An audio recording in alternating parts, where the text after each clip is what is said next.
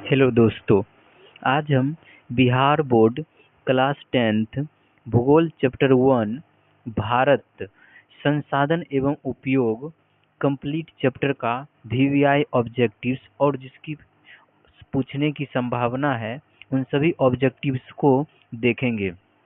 इसमें को से लेकर चैप्टर 1 के को से लेकर अंकों तक के सभी को जो है चैप्टर वाइज करके ऑब्जेक्टिव्स दिए हुए हैं। तो चलिए स्टार्ट करते हैं। पहला क्वेश्चन है, विश्व पर्यावरण दिवस कब मनाया जाता है?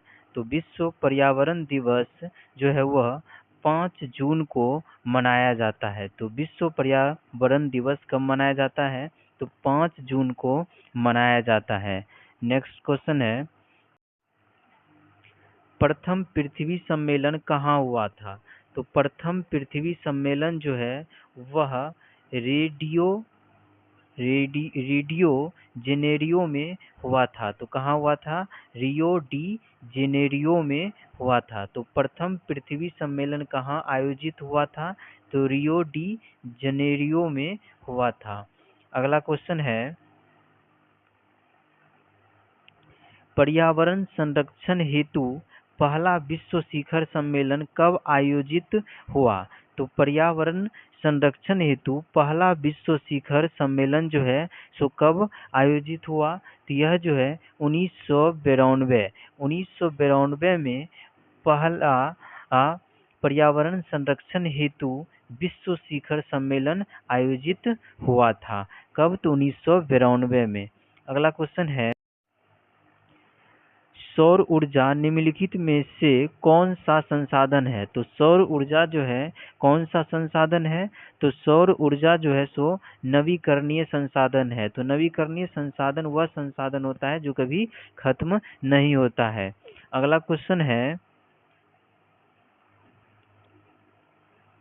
सौर ऊर्जा निम्नलिखित में से कौन सा संसाधन है?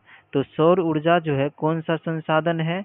तो यह जो है सौर ऊर्जा सो कैसा संसाधन है? तो पुनः पूर्ति योग्य संसाधन है। तो देखिए उसी क्वेश्चन को जो है ऑप्शन बदल कर दिया है कि सौर ऊर्जा कौन सा संसाधन है? तो पुनः पूर्ति योग्य संसाधन, यानी कि इसको हम पुनः प्राप्त कर सकते हैं, यानी ये खत्म नहीं हो सकता है।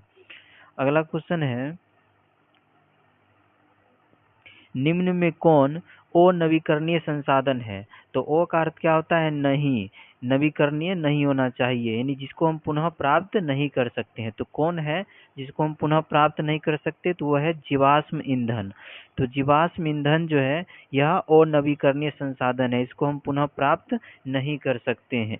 तो पेट्रोल डीजल जो है इसी के अंतर्गत चलाता है, जीवाश्म ईंधन के अंतर्गत ही। अगला क्वेश्चन है, निम्न में से कौन नवीकरणीय ऊर्जा का स्रोत है? तो नवीकरणीय ऊर्जा का स्रोत कौन सा है? तो वह है सौर ऊर्जा। तो सौर ऊर्जा कैसा है? तो नवीकरणीय ऊर्जा का स्रोत है। अगला क्वेश्चन है, किसने कहा संसाधन होते नहीं बनते हैं? तो किसने कहा संसाधन होते नहीं बनते हैं? तो जिमरमैन ने कहा। तो किसने कहा? तो जिमरमैन ने कहा संसाधन होते नहीं बनते हैं। अगला क्वेश्चन है,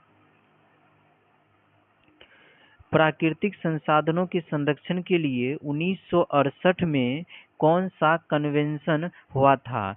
तो प्राकृतिक संसाधनों के संरक्षण के लिए 1968 में कौन सा कन्वेंशन हुआ था? तो वह हुआ था अफ्रीकी कन्वेंशन। कौन सा हुआ था? तो अफ्रीकी कन्वेंशन हुआ था। तो प्राकृतिक संसाधनों के संरक्षण के लिए 1968 में अफ्रीकी कन्वेंशन हुआ था। अगला क्वेश्चन है, निम्न में से कौन अजैविक संसाधन है? तो कौन जो है अजैविक संसाधन है, यानी कि जो जीवों से प्राप्त नहीं होता है। तो कौन नहीं होता है? तो नदी। ठीक है, तो ये क्या है? अजैविक संसाधन है। चलिए दोस्तों, इस तरह हमारा जो है चैप्टर 1 का यानी एक जो है कंप्लीट हुआ। अब जो है चैप्टर 1 के जो है हम को देखेंगे। ठीक है, तो ये जो है हमारा सो क्या है? तो चैप्टर 1 का को है। क्या है, तो ये हमारा चैप्टर 1 का को है। ठीक है, तो अब हम चैप्टर 1 के को में आ गए हैं।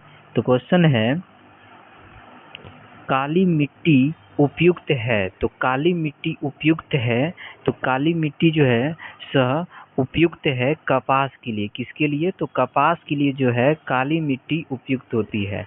ठीक है, तो अब अगला क्वेश्चन है, काली मृदा का दूसरा नाम क्या है। वही मृदा कहिए या मिट्टी कहिए, बात बराबर है। तो काली मृदा का दूसरा नाम क्या है, तो काली मृदा का दूसरा नाम है रेगूर मृदा। यानी काली मिट्टी को जो है रेगूर मिट्टी भी कहते हैं। ठीक है, तो काली मृदा का दूसरा नाम क्या है, तो रेगूर मृदा। अगला क्वेश्चन है, मरुस्थलीय मृदा किस राज्य में पाई जाती है। तो मरुस्थलीय मृदा जो है सो किस राज्य में पाई जाती है, तो राजस्थान राज्य में पाई जाती है। तो मरुस्थलीय मृदा किस राज्य में पाई जाती है, तो राजस्थान राज्य में पाई जाती है। अगला क्वेश्चन है, पंजाब में भूमि निम्नीकरण के मुख्य कारण क्या है। तो पंजाब में भूमि निम्नीकरण का जो है मुख्य कारण क्या है, तो अधिक सिंचाई है। क्या है, तो अधिक सिंचाई है। तो पंजाब में भूमि निम्नीकरण का जो है मुख्य कारण क्या है, तो अधिक सिंचाई है। अगला क्वेश्चन है, निम्न में पुरानी जलोढ़ मिट्टी कौन है। तो पुरानी जलोढ़ मिट्टी कौन है, तो वह है बांगर। कौन है, तो बांगर है। ऐसा भी सवाल पूछा जाता है कि पुरानी जलोढ़ मिट्टी को क्या कहते हैं, तो पुरानी जलोढ़ मिट्टी को जो है बांगर मिट्टी कहते हैं, यानी बांगर कहते हैं। अगला क्वेश्चन है, निम्न में से कौन मृदा निर्माण का कारक है।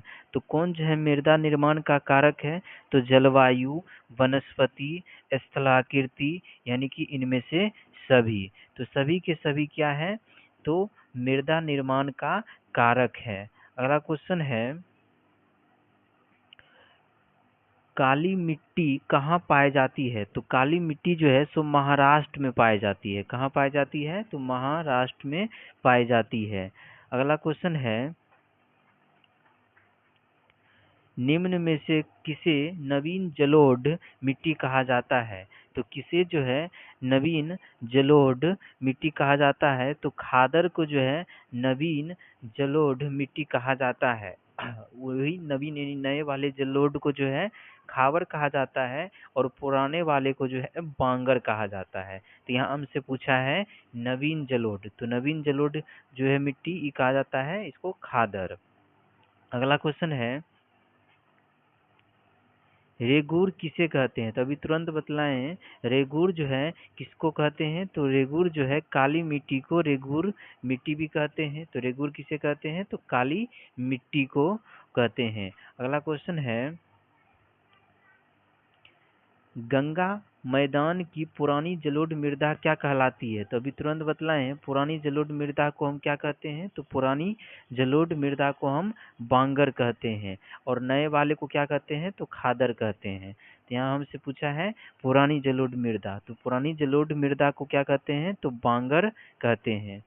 नेक्स्ट क्वेश्चन है, लोहे की मात्रा अधिक होने के कारण कौन सी मृदा अनुर्वर होती जा रही है। ठीक है, तो लोहे की मात्रा अधिक होने के कारण जो है कौन सी मृदा जो है अनुर्वर होती जा रही है, तो वह कौन सी मृदा है, तो वह है लेटेराइट मृदा। तो लेटेराइट मृदा जो है यह लोहे की मात्रा अधिक होने के कारण जो है अनुर्वर होती जा रही है। अगला क्वेश्चन है, रेगूर मृदा का सर्वाधिक विस्तार किस राज्य में है। तो रेगूर मृदा का जो है सर्वाधिक विस्तार जो है वह महाराष्ट्र राज्य में है। किस राज्य में है, तो महाराष्ट्र राज्य में है। अगला क्वेश्चन है, मेढक के प्रजनन को नष्ट करने वाला रसायन कौन सा है। तो मेढक के प्रजनन को नष्ट करने वाला रसायन जो है सो एरोइन है। कौन है, तो एरोइन है।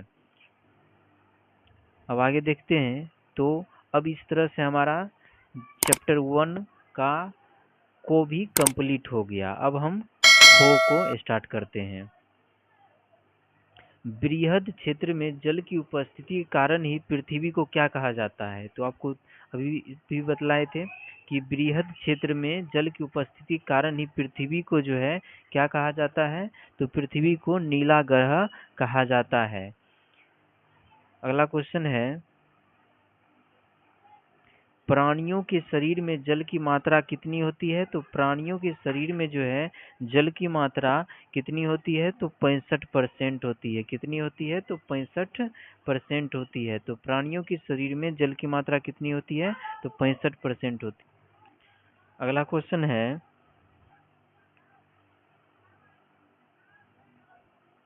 गोविंद सागर कृत्रिम जलाशय संबंधित है।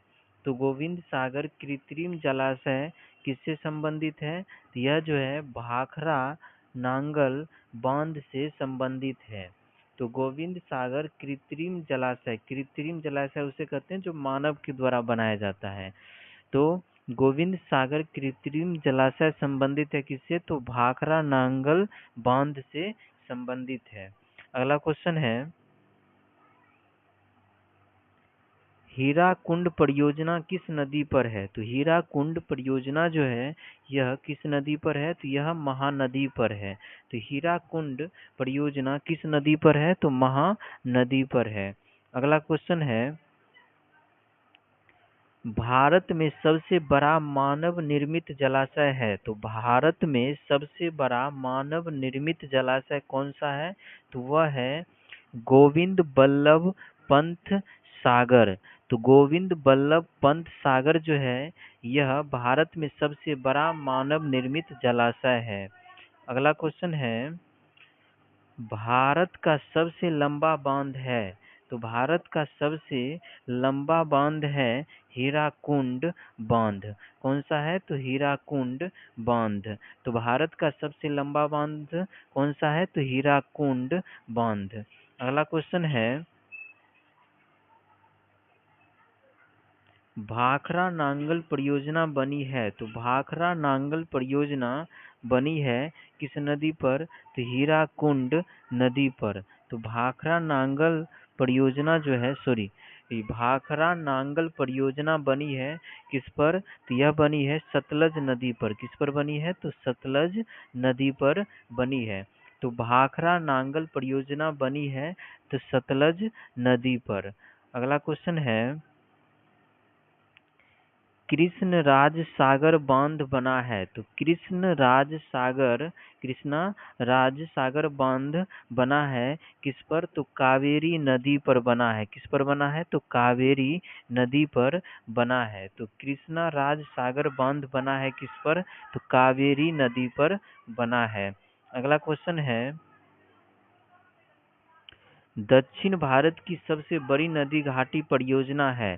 तो दक्षिण भारत की सबसे बड़ी नदी घाटी परियोजना है तुंगभद्रा। कौन सा है? तो तुंगभद्रा परियोजना है। तो दक्षिण भारत की सबसे बड़ी नदी घाटी परियोजना कौन सा है?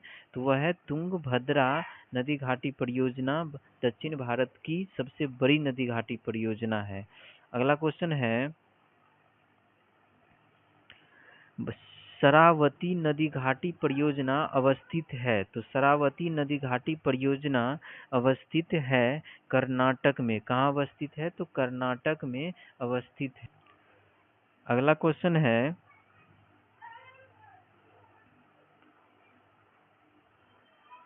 हीराकुंड बांध अवस्थित है। तो हीराकुंड बांध अवस्थित है ओडिशा में। कहाँ अवस्थित है? तो ओडिशा में अवस्थित है। तो हीराकुंड बांध अवस्थित है कहाँ? तो ओडिशा में अवस्थित है। अगला क्वेश्चन है, बिहार में अति जल दोहन से जिस तत्व का संकेंद्रण बढ़ा है। तो बिहार में जो है अति जल दोहन से यानी यहाँ पर किस होता कि किस तत्व का संकेंद्रण बढ़ा है? तो बिहार में अति जल दोहन से जो है वह आर्सेनिक तत्व का संकेंद्रण बढ़ा है। अगला क्वेश्चन है, प्रथम राष्ट्रीय जल नीति लागू हुई? तो प्रथम राष्ट्रीय जल नीति कब लागू हुई? तो प्रथम राष्ट्रीय जल नीति जो है यह सितंबर 1987 में लागू हुई। तो जो है प्रथम राष्ट्रीय जल नीति कब लागू हुई? तो सितंबर 1987 में। अगला क्वेश्चन है, भूमिगत जल स्तर की गिरावट रोकने हेतु योजना है। तो भूमिगत जल स्तर की गिरावट रोकने हेतु कौन सी योजना है? तो जल संरक्षण, वर्षा जल संचयन, जल प्रबंधन, यानी कि इनमें से सभी के सभी जो है भूमिगत जल स्तर की गिरावट रोकने हेतु योजना है। अगला क्वेश्चन है, देश में सर्वाधिक वर्षा होती है। तो देश में सर्वाधिक वर्षा कहाँ होती है? तो मासिन राम में होती है। कहाँ होती है? तो मासिन राम में होती है। तो देश में सर्वाधिक वर्षा कहाँ होती है? तो मासिन राम में होती है। अगला क्वेश्चन है, नर्मदा घाटी परियोजना संबंधित है। तो नर्मदा घाटी परियोजना संबंधित है। तो नर्मदा घाटी परियोजना संबंधित है गुजरात, महाराष्ट्र, मध्य प्रदेश से। ठीक है, तो नर्मदा घाटी परियोजना संबंधित किससे है? तो गुजरात, महाराष्ट्र और मध्य प्रदेश से। अगला क्वेश्चन है, दामोदर घाटी परियोजना स्थित है। तो दामोदर घाटी परियोजना स्थित है झारखंड में। कहाँ स्थित है? तो झारखंड में स्थित है। तो दामोदर घाटी परियोजना स्थित है कहाँ? तो झारखंड में। अगला क्वेश्चन है, ब्रह्मपुत्र नदी तिब्बत में जानी जाती है। तो ब्रह्मपुत्र नदी जो है तिब्बत में किस नाम से जानी जाती है? तो सांगपो नाम से जानी जाती है। किस नाम से जानी जाती है? तो सांगपो नदी के नाम से जानी जाती है। अगला क्वेश्चन है, आसवान बांध बना है। तो आसवान बांध जो है सो कहाँ बना है? तो यह नील नदी पर बना है। किस नदी पर बना है? तो नील नदी पर बना है। तो आसवान बांध किस नदी पर बना है? तो नील नदी पर बना है। अगला क्वेश्चन है, इंदिरा गांधी नहर स्थित है। तो इंदिरा गांधी नहर जो है सो स्थित है राजस्थान में। कहाँ स्थित है? तो राजस्थान में स्थित है। तो इंदिरा गांधी नहर स्थित है कहाँ? तो राजस्थान में। अगला क्वेश्चन है, भारत की सबसे बड़ी कृत्रिम झील है। तो भारत की सबसे बड़ी कृत्रिम झील है पंत सागर। कौन सा है? तो पंत सागर। तो भारत की सबसे बड़ी बड़ी कृत्रिम झील है पंत सागर। अगला क्वेश्चन है,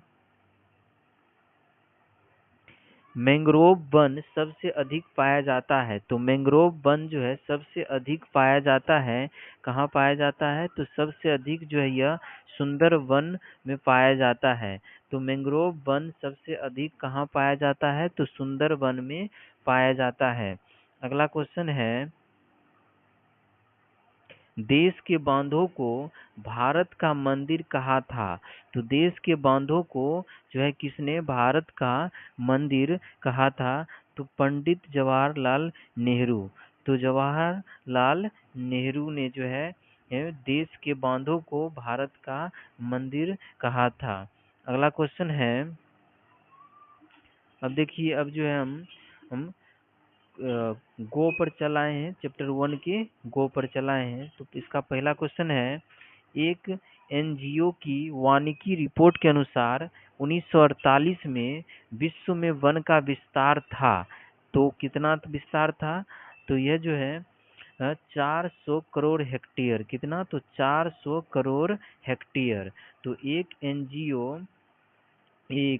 एनजीओ की वानिकी रिपोर्ट के अनुसार 1948 में विश्व में वन का विस्तार था कितना? तो 400 करोड़ हेक्टेयर। तो 400 करोड़ हेक्टेयर।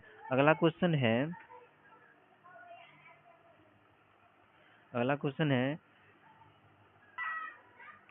संविधान की धारा 21 का तो जो है संविधान की धारा 21 का संबंध है वन्य से। किससे संबंधित है? तो वन्य जीवों तथा प्राकृतिक संसाधनों के संरक्षण से।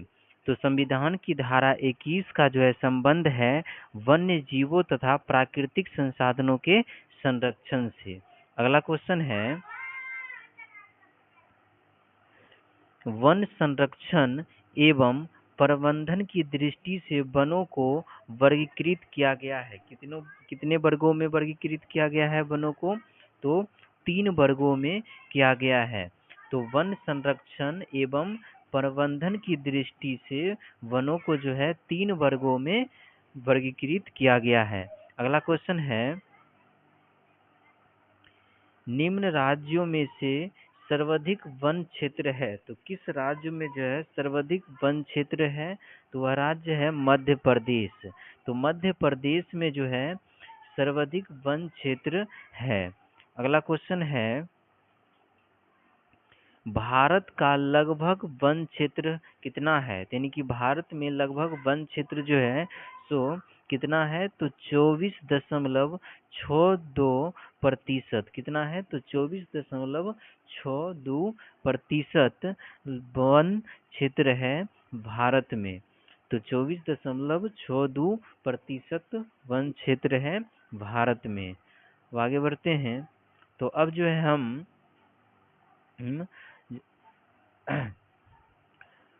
वन के घो में चलाए हैं। तो देखते हैं, इसका पहला क्वेश्चन है,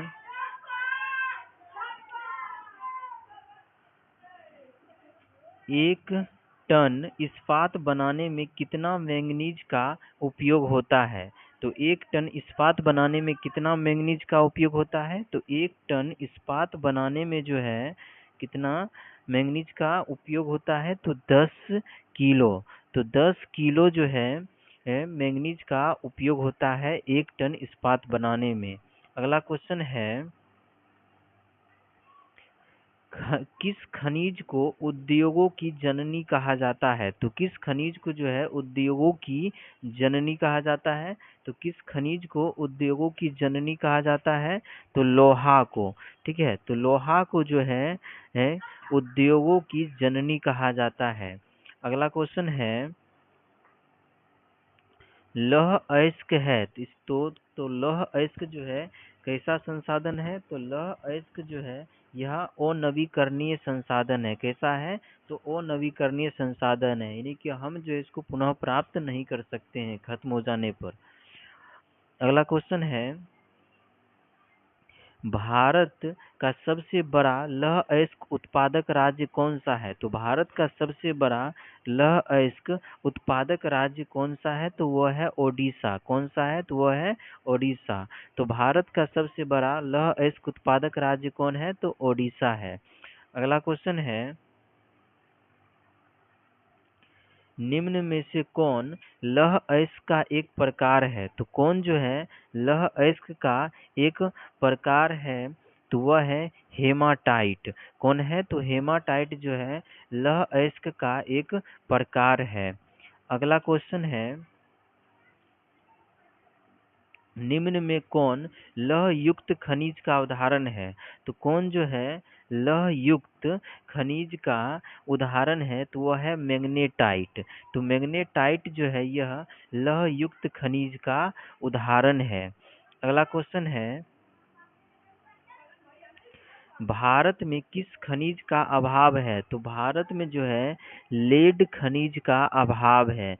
तो भारत में किस खनिज का अभाव है? तो लेड खनिज का अभाव है। अगला क्वेश्चन है, पीतल बनाया जाता है। तो पीतल जो है सो किससे बनाया जाता है? तो पीतल जो है तांबा और जस्ता। तो तांबा और जस्ता तो दोनों से बनाया जाता है। तांबा और जस्ता को मिलाने से क्या बनता है? तो पीतल बनता है।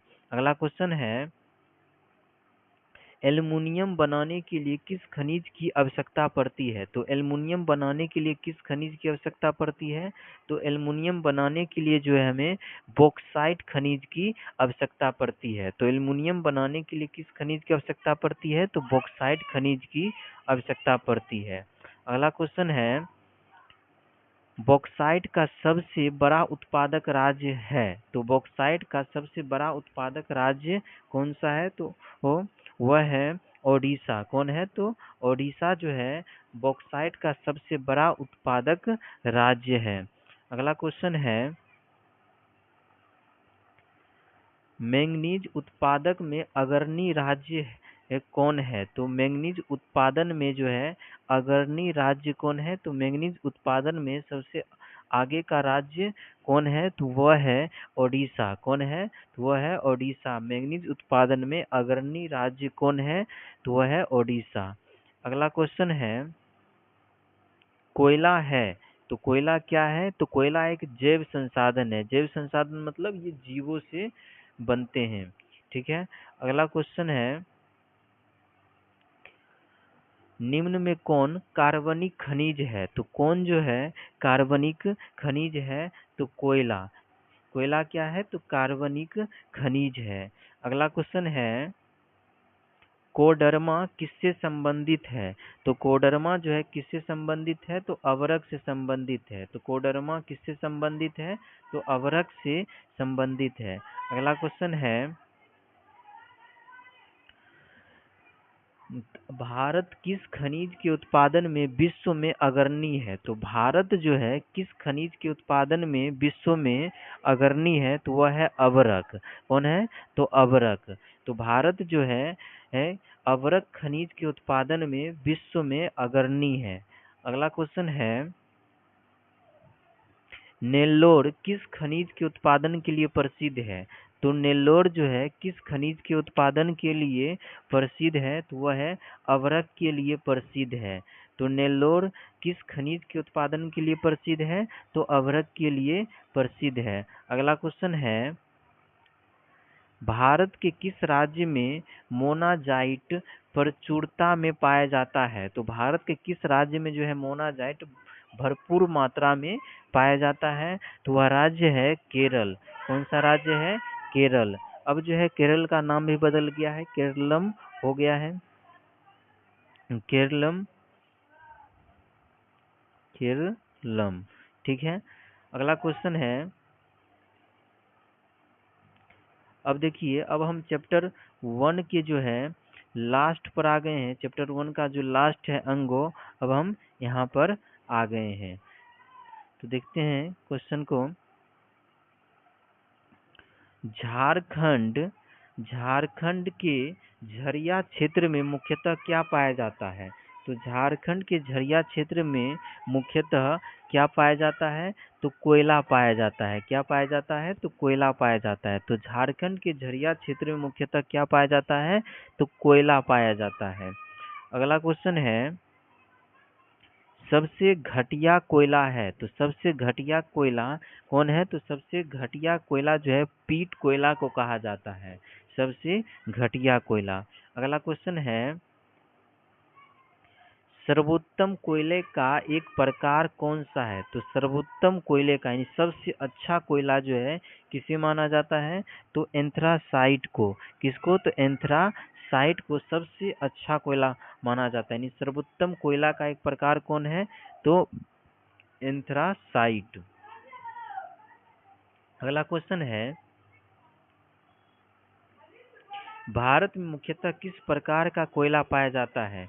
तो भारत में मुख्यतः किस प्रकार का कोयला पाया जाता है? तो भारत में जो है मुख्यतः बिटुमिनस कोयला पाया जाता है। तो भारत में मुख्यतः जो है बिटुमिनस प्रकार का कोयला पाया जाता है। अगला क्वेश्चन है, भारत की प्राचीनतम कोयले की खान कौन सा है? तो भारत की प्राचीनतम कोयले की खान कौन सा है? तो रानीगंज।